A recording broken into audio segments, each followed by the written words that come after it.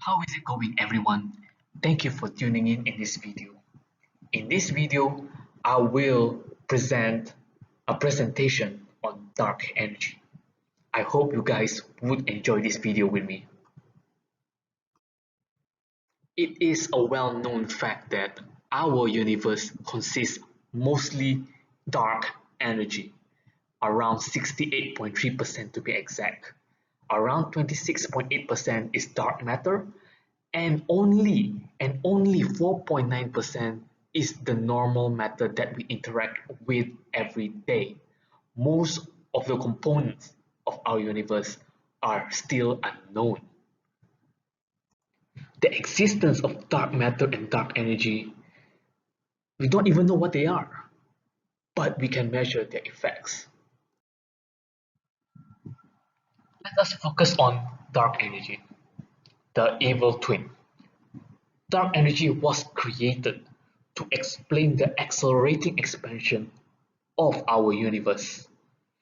This acceleration expansion rate of our universe has been supported by evidence from observation from type 1a supernovae, cosmic microwave background, and the large-scale structures. Let us dive into the evidence presented by the observations of type 1a supernovae. There are two key properties that make type 1a supernovae very useful for cosmological studies. First of all, it is the brightest class of supernova. Next, it has the least variation in the intrinsic luminosity. From this observation, a Hubble diagram can be plotted. I will not dive into the specifics of the graph, but as you can see, many of the observations favors the dark energy model. Dark energy is necessary for the description of our universe.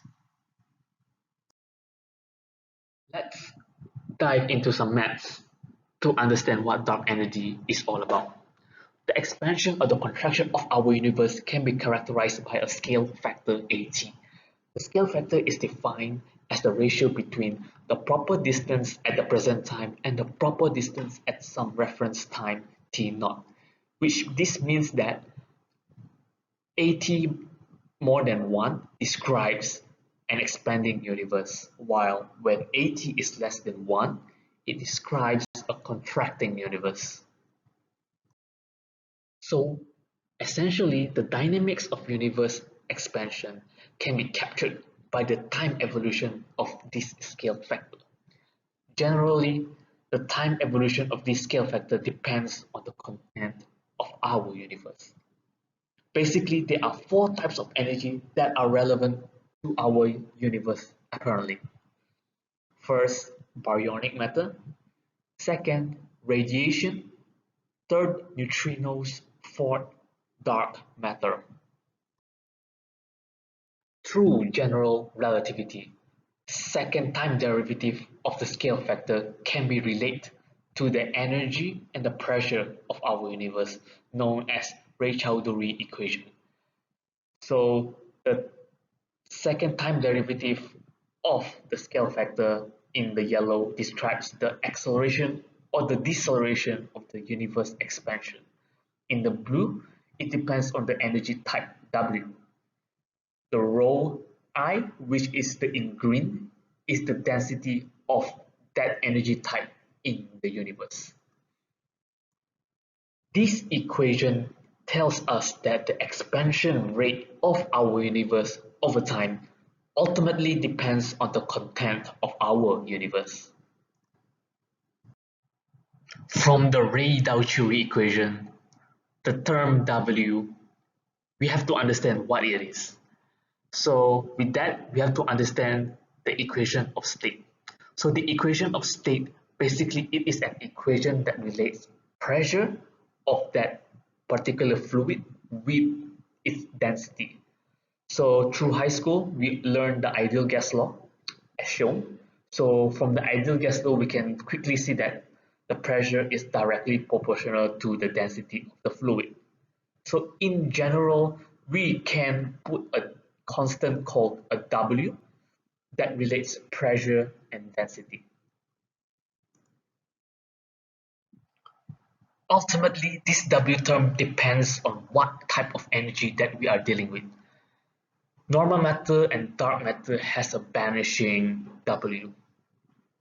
Radiation and neutrinos has W that equals to 1 over 3. Let's look back at the Radau-Curie equation. So from the previous slide, we know that the W term for all kind of matter that we know of are strictly positive. So look at the right hand side of the equation. 1 plus 3i must be positive because all of the W are positive, which means that the whole right hand side equation is negative, which corresponds to a negative time derivative of the scale factor. So a negative time derivative scale factor describes a universe that has a decreasing expansion rate, which is not true because from our observation, we know that our universe is expanding with an accelerating rate. Obviously, something is wrong. So with that, we know there must be some kind of energy, a new kind of energy. I don't know what do you want to call it. Let's call it dark energy that produces a positive value for the second derivative scale factor. This can be done by adding a cosmological constant in the Einstein's field equation called lambda. So with that addition, so it will produce a equation of state such that W is equal to negative 1. W is equal to negative 1 is exactly what we need to produce a, an accelerating expansion of our universe, which means that the second time derivative of the scale factor is positive instead of negative. We are just adding this cosmological constant into the equation. So what the hell is that? There are generally two ways to solve this problem.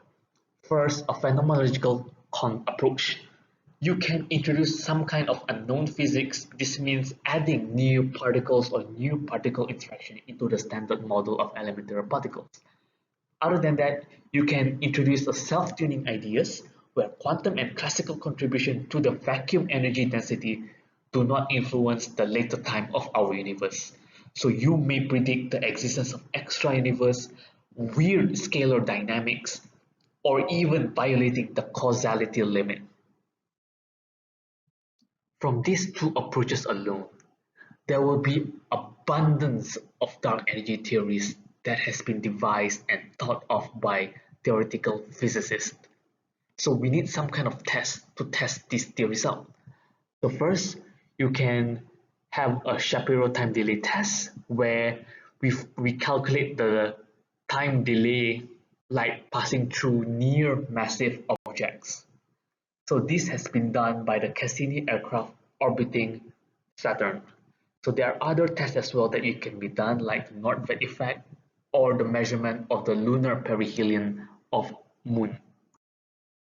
Other than that, there are dark energy experiments that can be done, like bubbles, Casimir energy, wash experiment, and interferometric experiment.